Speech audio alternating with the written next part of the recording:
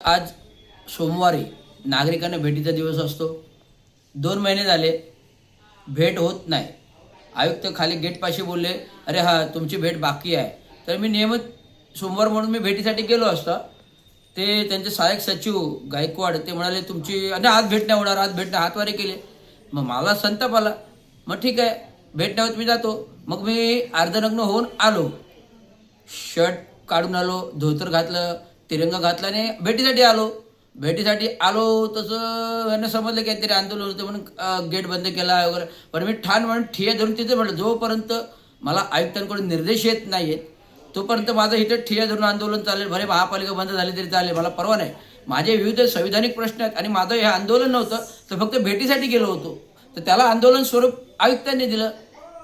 माझं काहीच ठरलं नव्हतं आंदोलनाचं. मी भेटीसाठी आलो होतो. गायकवाडांना शर्ट पॅन्ट घालून कार्ड दिला, व्हिजिट दिली. ते म्हणाले भेट होणार नाही. मग कधी भेट होणार? 2 महिने झाले. आमदार जातो 3 तास बसतो, खासदार जातो 3 तास बसतो. मग 6-6 तास आम्ही उभं राहायचं का? नागरिकांची त्यावेळी वैतागले होते. नागरिकांची भेटत होत नाही. नागरिकांचा दिवस आहे सोमवार, म्हणजे नागरिकांचा भेटण्याचा दिवस आहे. तिथे कामाचा दिवस नाही किंवा आमदार खासदार मंत्री यांना भेटायचा दिवस नाही. तो फक्त नागरिकांना भेटायचा आहे. 3:30 पण कुणाची भेटत होत नाही. आणि 6 तास उभं राहून जर आम्हाला भेट होत असेल तर आज आयुक्तांनी जे असंविधानिक आंदोलन, संविधानिक रूपाने हे आंदोलन आहे, आमच्या मागण्या आहेत, त्यासाठी मी केलं. एवढंच सांगतो. धन्यवाद.